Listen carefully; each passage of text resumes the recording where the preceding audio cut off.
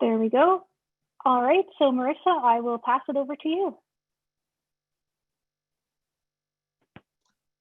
Awesome. I almost did the talk without unmuting, so that would have been lovely. Thank you. I'm just going to get my screen set up here so everybody can see what I'm looking at. All right, am I good to go here?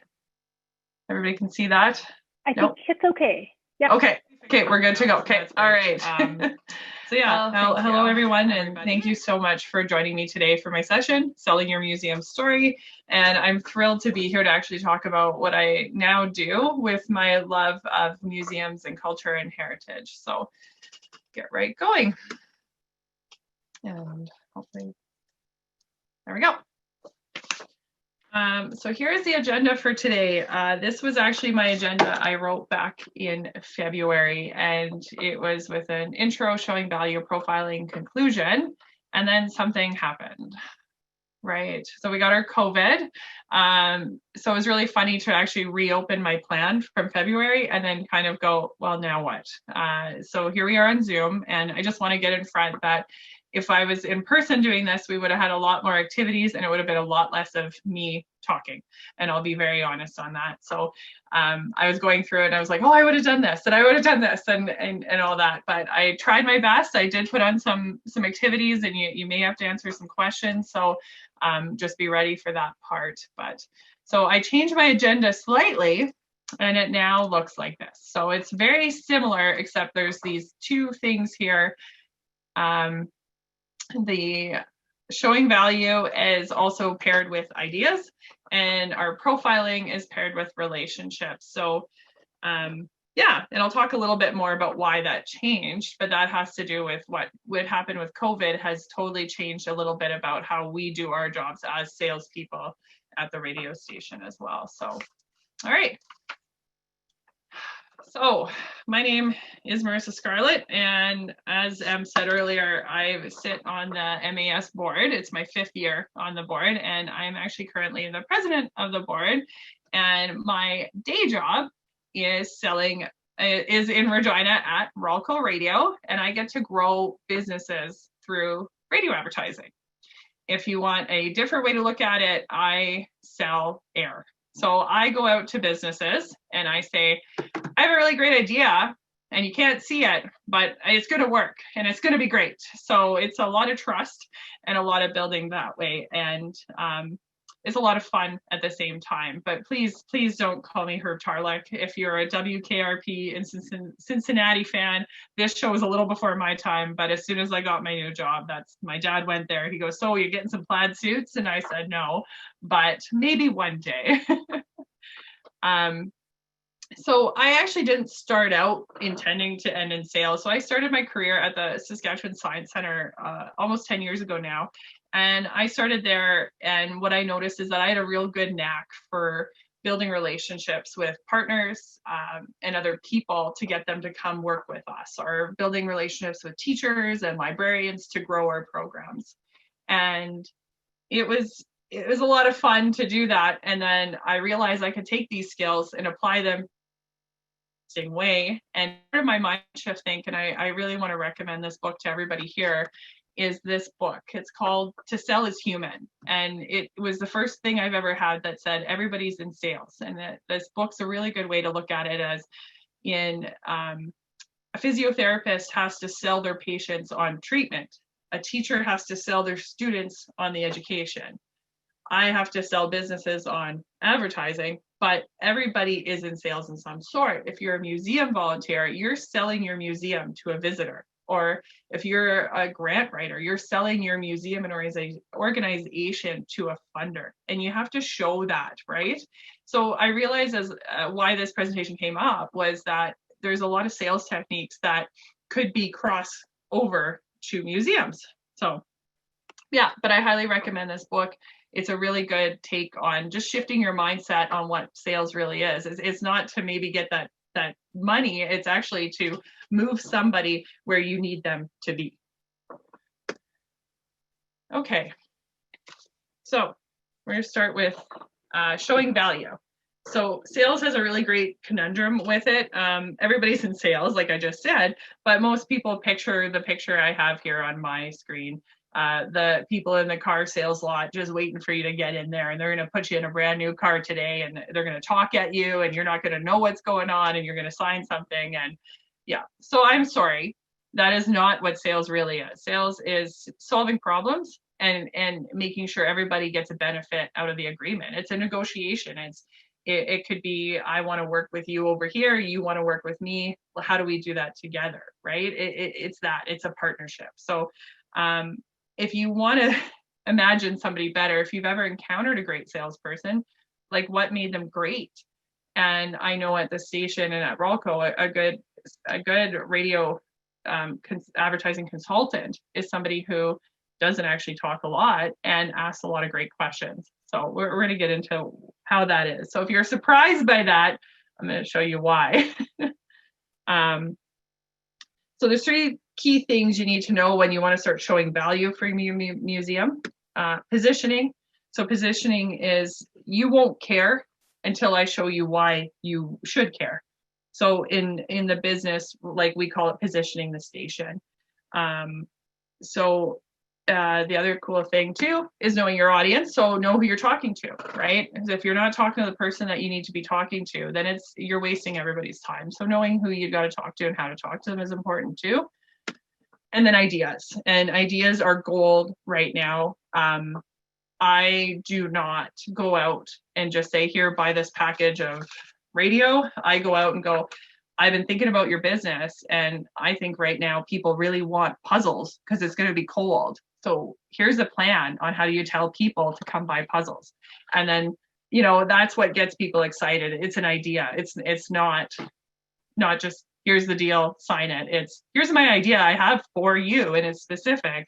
And people are way more responsive to that right now. All right. So positioning. When we position a radio station, so that means we're just talking about the features and benefits of our station. So specifically, I work for 980 CJME. So a feature of our station, because we're AM, is that we have coverage across all of southern Saskatchewan. Awesome, great. So a feature is an attribute of your museum from your point of view. So it usually begins with we, our. And then we want to talk about a benefit. So a benefit is the attribute of your museum from a stakeholder's point of view. So that one usually begins with you or your.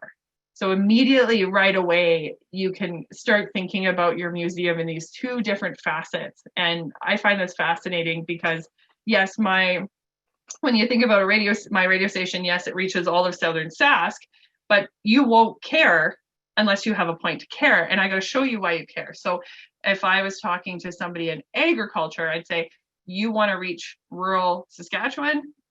A feature of, like, a cool thing on our station is that you hit all of southern Sask with the range. So you will see results. That's a great way to kind of look at it. But if you think about museums or organizations, and something I've noticed with a lot of nonprofits and smaller groups is you tend to talk a lot about your features, but you don't tell me why I should be there. And if you're not telling me why I should be there, I'm not going to come, or maybe I'm not going to fund you if I don't have a good why. So basically, and it might be harsh to hear, but people tend to not care until you make them perceive why they should care. And it starts affecting them right from the you or your.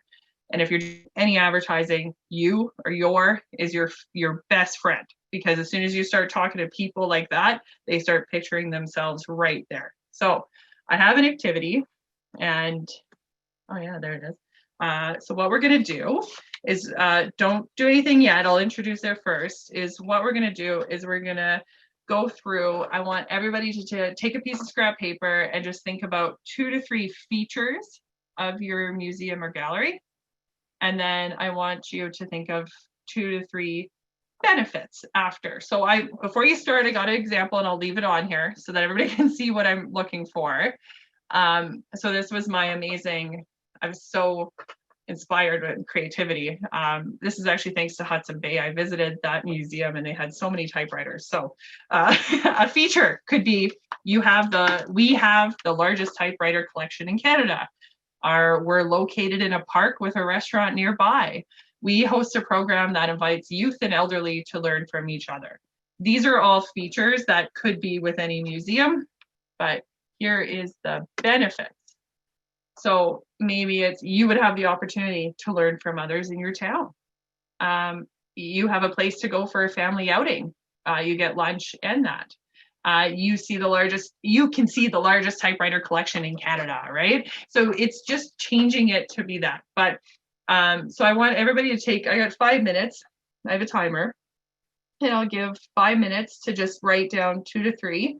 And I will just time it. So once the time's done, we'll move on. Let's see where's my timer? Okay. There, I got it going. So take 5 minutes, write about 2 to 3 features of your museum or organization and 2 to 3 benefits down. And then we'll go from there.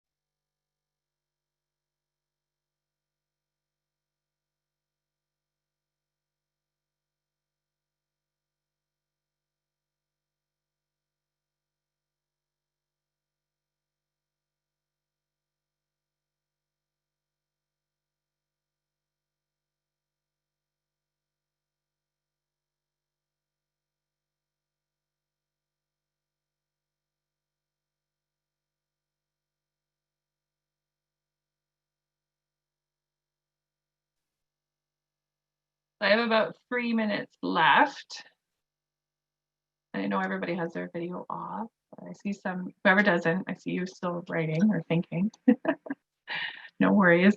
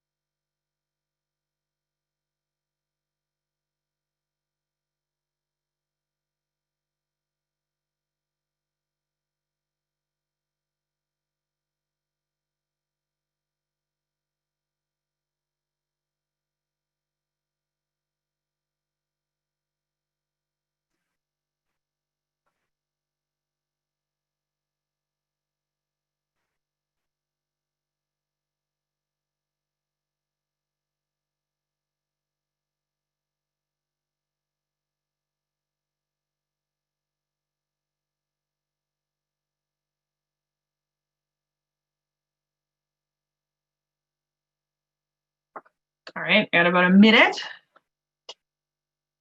And like, this is a really fun exercise. And this is something I would encourage if you're coming up with marketing or any advertising, this is something just to go through and think about the features, but then really think about the why, the benefits. Why is it important?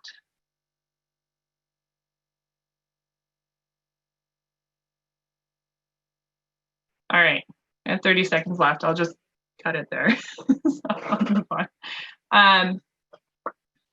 Okay, so basically now when we have our features and benefits, and like I said, you could do this on and on and on and just have lists and lists and everything, but it's a really good practice. I really recommend it. So what you're going to do now, and this is what we do, you have to rephrase your features and benefits. So you have your two things that you have, your benefits, your features. But when you're talking to people in anything you do, whether it's talking in person, on an email, or writing marketing or anything, lead with your benefit and support it with the feature. So I have some examples. You can bring the entire family to have lunch before learning the history of your community. So that was from our museums in a beautiful park with a restaurant nearby. So immediately, instead of you're talking about yourself, you're talking to somebody and allowing them to picture bringing their entire family to have a lunch before learning about the history of their community. So it creates a whole different image. So this one is just the lunch is the feature that you have a restaurant nearby. And another feature is the history of your community, right? So those are two features. We put them in together, and then we've now put it as a why. Why would you want to come? Another one is you'll have the opportunity to learn from local historians about your community's history surrounding typewriters, or you'll have the opportunity to say you've been in the world's largest typewriter collection. So it's a lot of fun when you start flipping things around, and you can see that it's a lot of advertising and marketing, but you're allowing the people to see themselves in it. And you can use this to get funding, right? You'll have your business name recognized by our yearly visitors by our 8,000 visitors that stop by. Please, I know it's COVID, it's not that, but there's ways you can word things, but it's always starting with the benefit and you support it with the feature. And it just goes very, very far. The next level is you memorize some of these and you keep them in your pocket, and they become your little elevator pitches, your little drips of knowledge that you throw out when you talk with funders, our partners, our visitors, right? You just now know it because you have this amazing feature and why it's important. So I have a few of these always in my pocket when I'm out and about talking to businesses. And I always like to think about, for the MAS board, is having the benefit and the feature. So I always think when I'm talking to people about being board members, you lead with the benefits for the feature. So okay, so another thing now is knowing your audience. So a lot of my job is actually in the background. So before I do any calls, anything, and this was even at the Science Center when I was finding partners, I researched. I took 10 minutes, 15 minutes, however long it took to get the 5 W's. So the who, what, where, when, and why. So if I was trying to build a partnership with another organization, I would just start by searching them online and then seeing what the phone number is, or who do I need to talk to? Who's the person I need to talk to? Is it the admin? Is it the president? Is it the community engagement person? Like, you got to figure out who you want to talk to, right? So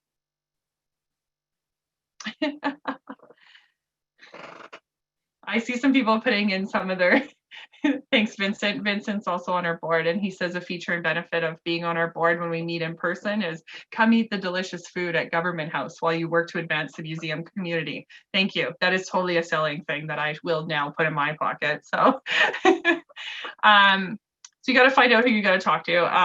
The decision maker. So don't waste your time. You got to find who you need to talk to. Is that the partnership person? Making that plan is so important.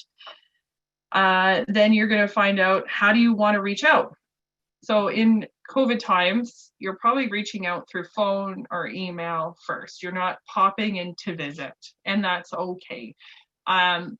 in this province, a phone call will get you very far. And if you can't get them in phone, an email works just as well. And then the other cool thing is persistence. So I've been at a few mass network events and they said, well, we reached out to some group and then they just didn't respond.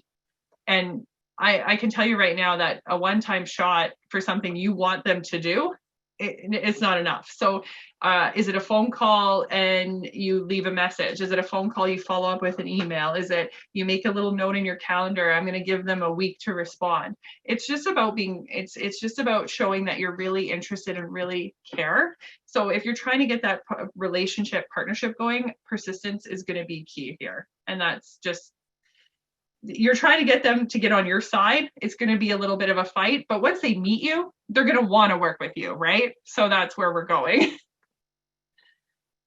And then the ideas. So how do you get that meeting or phone call? Ideas. So in my schedule for my week, I do put thinking time in. I dedicate about an hour and a half of thinking time where I just think of ideas for clients. So I'll brainstorm like people I'm talking with and then what would be good for their business. So if you're thinking of, I know that Bob at the hardware store helps people get supplies at a discount, and I really want to talk to Bob, and I have to have an idea to show him why he wants to help our organization out. So think of an idea, put some time into it. It's okay to just think about how you guys could work together, use your features and benefits, and then make a plan. So ideas, like I said, they're gold. And they're fun. It's fun to pitch an idea at somebody. It's just an idea. And if somebody says no, it's not the right idea. You'll have another one. So this is some of the stuff that I would do. I have scripts. I don't follow them verbatim because then you sound like a robot. Hello, is this Miss Smith? No. You can use it. You inspire it. Do you? Everybody will be different at this, but this is a really sample one. But hi, is this Miss Smith? I'm Merissa from the Museums Association of Saskatchewan, and I was wondering if you'd be interested in hearing about an idea I have that could benefit us both. How would somebody say no? Like, would they be interested? Well, yeah, like what? Well, what is it? All right, then we can move on and doing that. That's just a talking verbal script, and you can come up with tons of different variations on this. An email is a little different. I keep it to about three points in an email. So, hello, Ms. Smith. I had to email when I saw your company mention supporting community initiatives. I've seen how your company loves to support the baseball team in town. So you come out with a compliment. It's awesome.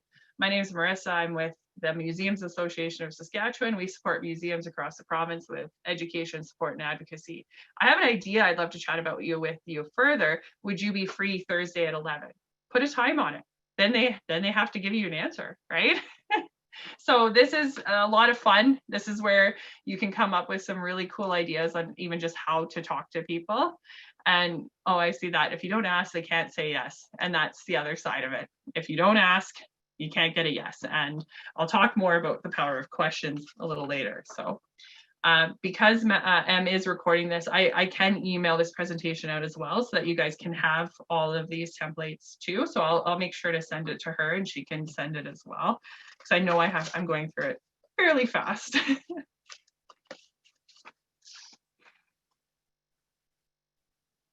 All right, so that brings us to profiling. Now, profiling is a term we use and all it means is just getting to know your prospect, getting to know your client. And profiling can be a simple, how you feeling? How you doing? Oh, thanks. Thanks, Em. She's on it. So profiling can just be a way to get somebody to getting to know who you're talking to a little better. And it could be a talk about their kids, their family, their pets, their hobbies, right? It's just a way for you to get closer to somebody. This is really important in anything you're doing in building partnerships, trying to get funding, trying to just launch an event. It's how do you get to know people better, right? You need to find out what the problem they're having or maybe something they gain from working with you and how you can either solve it or provide a cool idea, right? So this just basically, you find this out through questions. And this gets you kind of getting to know. And if you don't ask, you don't get a yes. But if you don't ask certain other questions, you don't learn a whole lot. So this involves questions, listening, and then relationships from that. So this part of the presentation, it's more of the soft skills, and these things take time. This is just a lot of practice, a lot of focusing on how do you build your own relationships with people around you. And it's really cool, the power of questions and listening. And it's going to sound really funny, and you're probably just gonna be like, well, yeah, but it's amazing how many people don't employ this even in a day-to-day basis. So I have a list of questions posted all over my cubicle at work. I have conversation starters. You can Google these, like 20 small talk questions to ask people about business, questions to ask people to start a conversation, to show them an idea. Like, it's all out there, but you can come up with your own as well. And that's my favorite, because then you have ownership. So questions are relationship magic. Questions open doors. Questions build friendships. They build partnerships. They build learning. I am continuously amazed at what people reveal to me by just asking questions. And I encourage all of you, if you take one thing away from today, is to go out and start asking questions, because it's amazing. So questions start conversations. So if you reflect on this, and this is what I want everybody to think about, is when you meet somebody new, how do you show a good impression? Well, you ask questions about them. So if I was to say to everybody here, I would have said in the room, how many of you have pets? And then all of a sudden, like this many. If you have pets and you want to show me, you can. I'm fine with that. Oh, somebody doesn't have a pet. Oh, you don't have pets? Why not?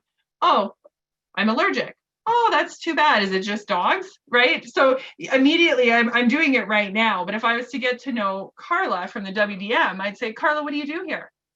Carla's going to tell me what she does. If she wants to play, we can play. No. Okay. And then she'll tell me what she does. And then if the next thing I'm going to do, I'm going to listen to what she does, and I'm probably going to ask a question about it. And then I'm going to ask another question. And then I'm going to ask another question. And immediately, if you think about anybody you've ever met that asks you questions and gets you talking about yourself, do you like them? Most of the time, yes. So it starts conversations, it builds your relationships, and it builds friendships. And a lot of my job is going out to make new friends. It's to make new relationships. So, and this is something I'm still amazed by. I can't believe how many people just respond to things when I ask them a simple question. So the other thing you could do is you can learn a lot about your organization through questions. So you start asking people about your museum, your gallery, what you're doing. Oh, they'll tell you the benefits. They'll tell you the features. They'll tell you what you got to fix. But you can start really digging into what they're experiencing in, and then building some more better benefits and features from that as well. Right? So I'm ahead of myself. When you are in your org and you're working within it, it's really easy to get stuck in your own bubble and not see outside of it. So if you can go out and ask questions, and ask the right questions, and ask great questions, you will learn so much about what you can be doing better and ways to solve problems that people are having. So, sorry, I'm gonna go back a bit. So I'm guessing here that people here survey visitors and teachers. And I'm not going to get a response. Sorry, I know that. But I'm assuming most museums survey participants, visitors, and teachers. So you can immediately, the one question in an email or an online survey is, what is one benefit that this program gave you today? So if you're talking to a teacher and the teacher gives you like, well, this benefit provided me an activity to fulfill this curriculum outcome, take that info, work it in to your features and benefits, and then you can market it to other teachers. So it's really cool how you can actually start asking questions to get what you need to sell your programs. So my biggest story on this one that I always use is at the Science Center, I traveled around the province and I brought programs from the Science Center out to schools. And I knew a lot of the features and the benefits of it. Like, we come to your school, saves you money on a field trip. I ended up talking to a teacher and she said, well, this is really great. And I said, oh, well, why is that? In just a conversation. She goes, we're having a harder and harder time getting approval for field trips because we have to show the benefits of the field trip because it's a lot of money or whatever to get the buses. And she goes, what I really like is how you've connected this so well to the curriculum. And then I can use that to justify. So I went, huh. So I went back to the Science Center. We went through a lot of our programs and we started including where in the curriculum they relate to. Make it easy, right? So then all of a sudden the teachers could have a justification. They can see the benefit to them. And they say, you will learn, your students will learn the curriculum outcome of 3.1 simple machines. And then like, you're talking to teachers right where they need to be met at. And that's where you start getting into that, where people see you as that solution to the problems they're having. So what makes a good question? Does anybody want to throw some answers in the chat box for that? So what makes a good question? I'm gonna watch the chat now.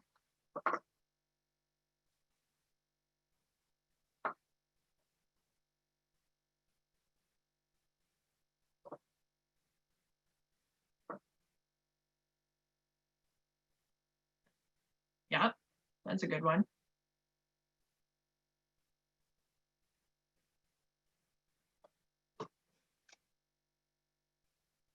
Oh, that's awesome. So I got Eileen said something that gives a positive response. That's a great one. Yep. Vince, you obviously don't want to get a lot of negativity, especially like you just don't want that. So yeah, I would agree. Kind of going that way. Doesn't lead the answer is another one. That one I'll hit or miss. I ask some questions that definitely lead to certain answers. And it definitely does help me.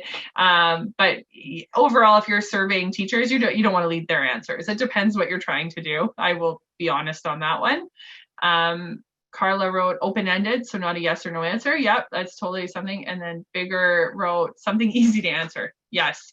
Do not ask convoluted questions with like 4 parts and like you have to back it up and get a novel out. No, it's quick and easy. That's a very good one that I totally forgot about. So what I put in here is, when I'm in sales, I'm trying to identify a problem somebody has. So for what I do is sell advertising. So either they're not selling enough or they're selling so much and maybe they need to hire somebody, right? So what I'm trying to do with my questions is find that problem, or I'm trying to find that idea that I can provide a solution with. So any good question you ask is just trying to find that thing that gets you a benefit that helps you sell your museum to them. So positive tone. Please don't ask questions angrily and with a light in a room that's very dark. It just doesn't, it's not going to help. It's not good.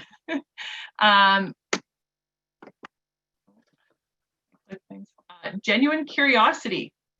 Be genuine. Be honest. Anybody I've met who's in museums and programs and culture and heritage, they're curious about the world. We usually all want to learn. So use that. Tap into it. Why do you do what you do? Maybe you don't really care about Bob's hardware store, but Bob's going to care about it. And if you are being genuinely curious, Bob's going to really like you. So not a yes or no question for sure. You have to ask some yes, no questions. Yes, it makes sense. But if you can have good questions that dig deeper, you'll get way better responses. And makes people think. If you can ask a question that makes somebody pause and turn to you and go, that was a good question, oh, you've caught them. And that is a great moment to have. It's the Science Center, I'd call it the light bulb moment. When a kid would kind of get something, you can have that with just a really good question. So I'm just going to check the time. Yeah. So basically when I think about this is I try to identify somebody that I'd be working with. And for you guys, what I'd say is identify who you're talking to. So maybe it's a volunteer, an employee, a member, anybody. Just identify your audience and then think of a list of some really good profiling questions that you would ask that person. And then that just gets you in the habit. You have them in your head and you can kind of keep them on tap. All right. Oh yeah, find their why. That's the big one. Find their why. Okay. After you ask your question, what do you need to do? Now this works in person for Zoom and phone. If you're sending out a survey, you're probably not like, please listen, but it's a different way. I was thinking more of that relationship building for this slide, but you need to be quiet. So the hardest thing I had to learn coming into radio sales was when I ask a question, I have to be quiet.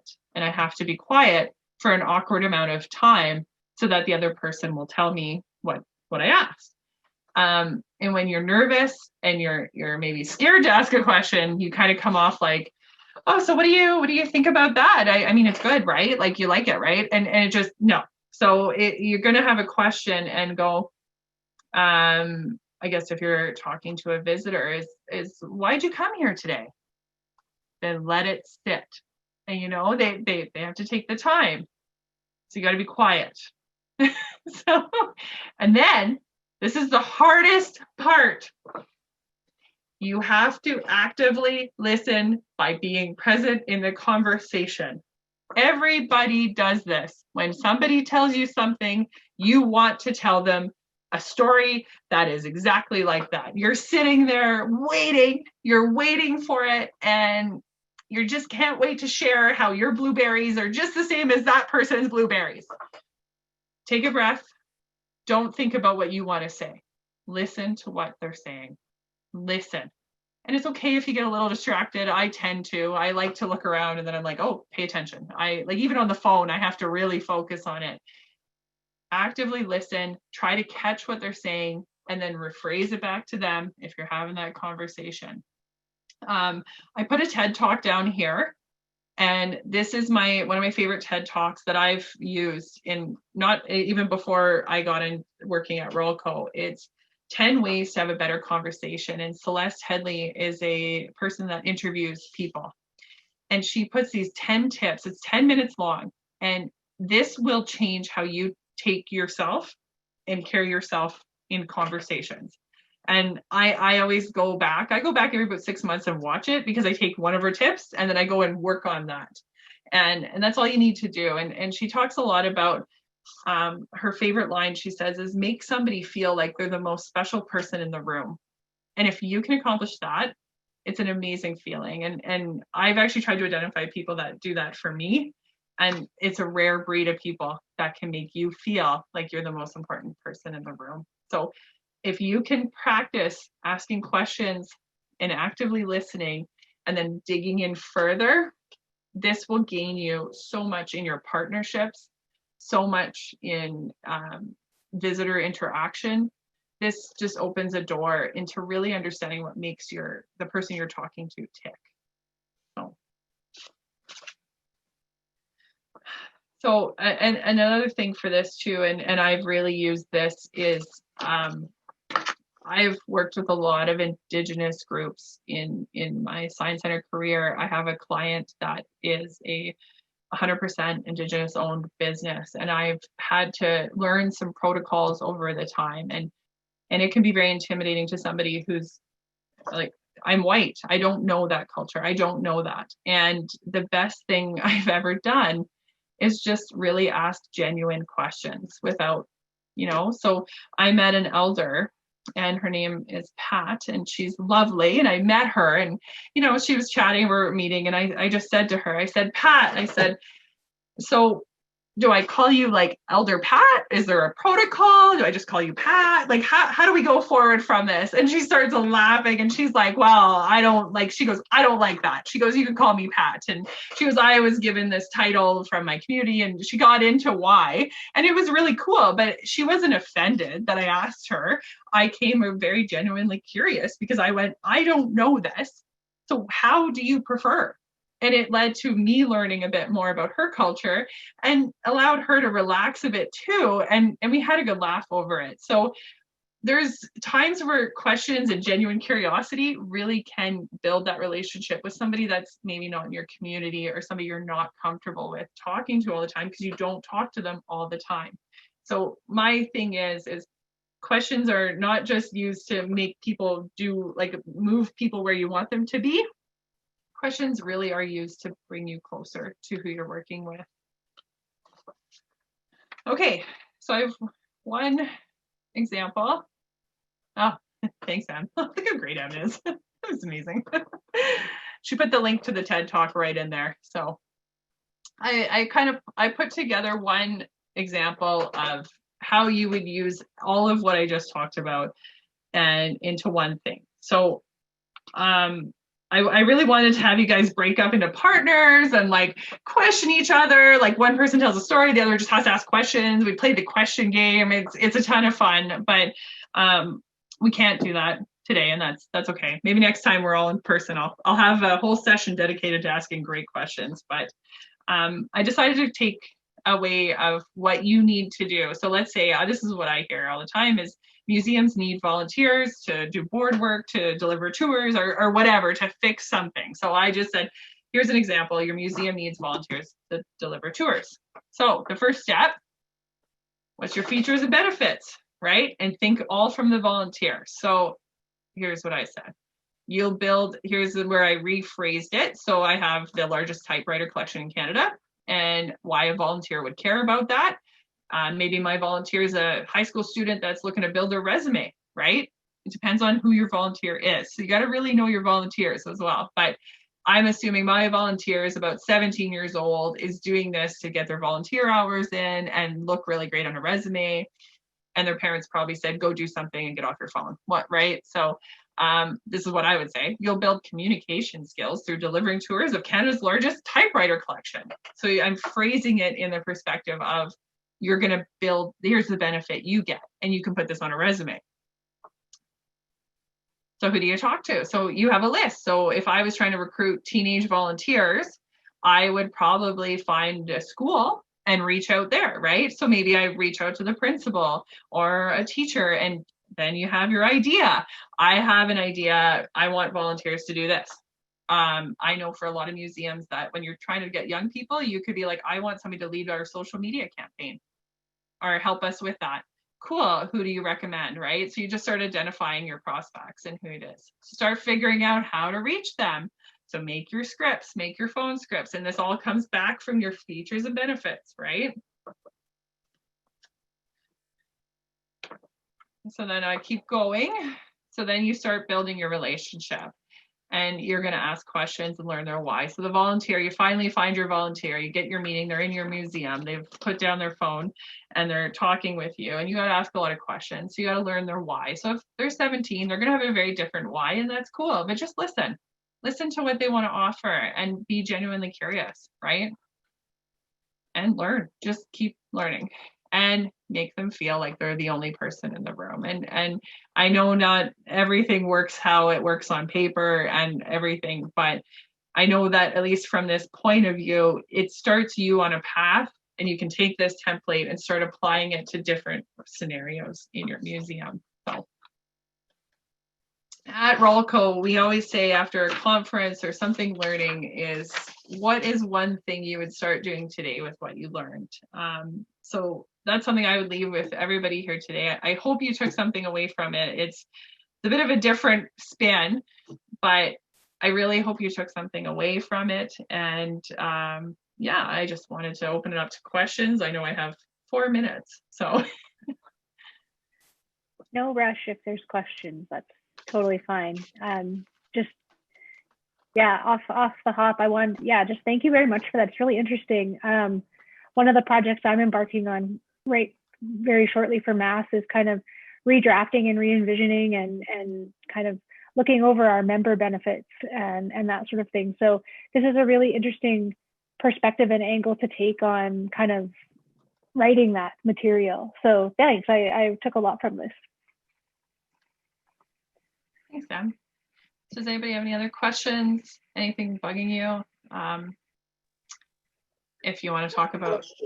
Not a question, not just a comment that what really resonated for me from your presentation was the need to be prepared, to do your homework, to do that research piece in the beginning, to know what it is you're wanting from whomever you're going to talk to,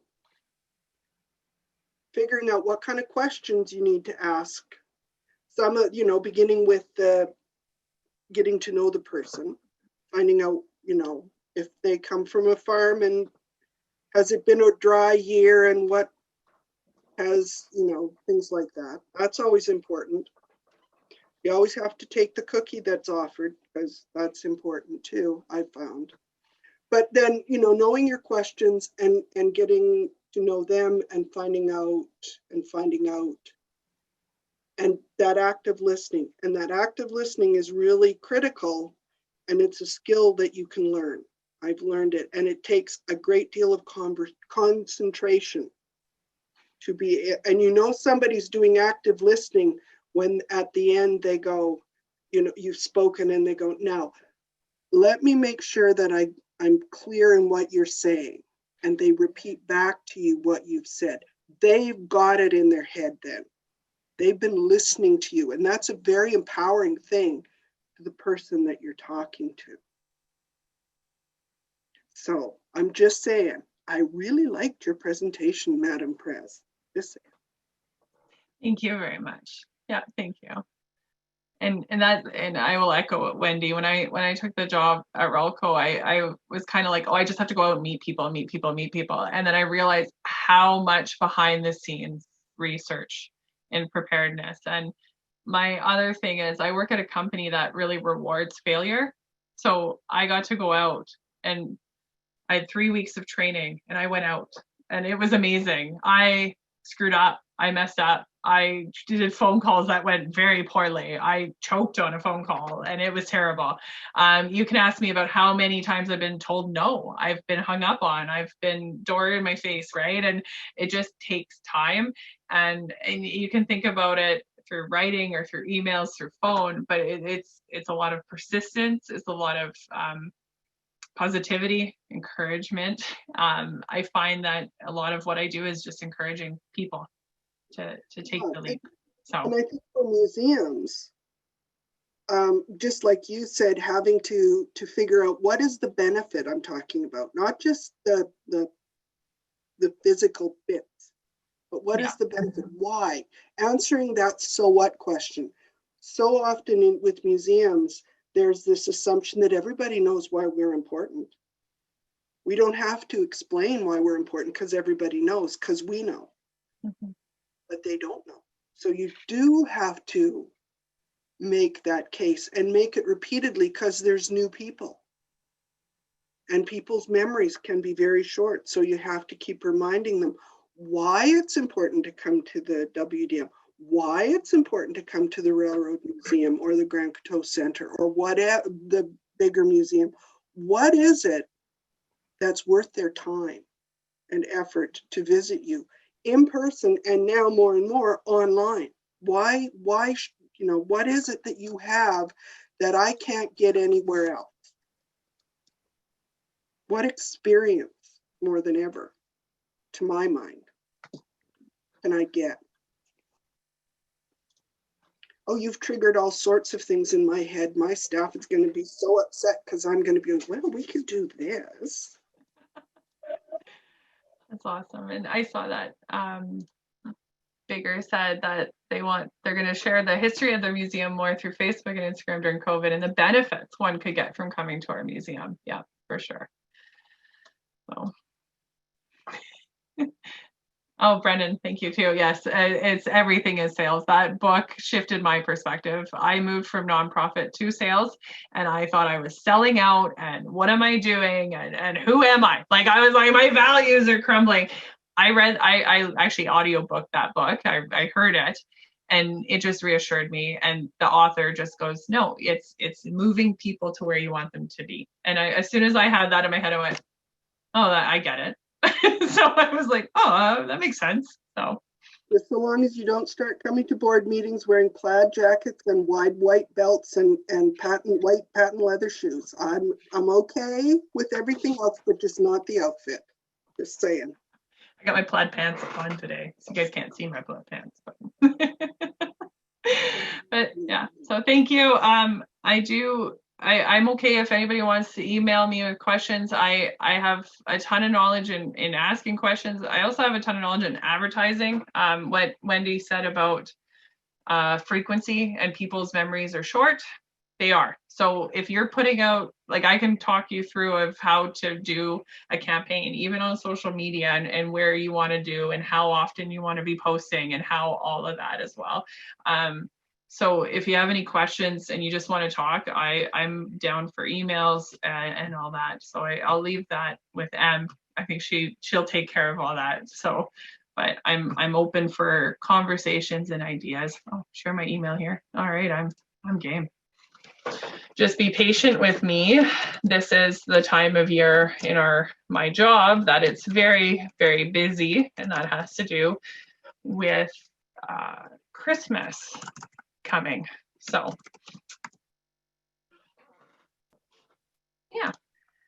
Awesome. Well, thank you so much again, Merissa. It was a great presentation, and thanks for everybody for joining today. And I'll have this up and posted hopefully I usually aim to have them up tomorrow, the recording of the presentation. So if there's somebody that wasn't here today that you think would benefit from hearing this, of course, feel free to share the recording and link with them. And yeah, a quick reminder, our next community chat is not going to be on the 11th, as was the 2-week schedule, because of Remembrance Day. It'll be the 25th. And I'll be sending out some reminders, of course, before then. And yeah, have a great, couple weeks, 3 weeks or so in between, and look forward to hearing from everybody and seeing you in a few weeks.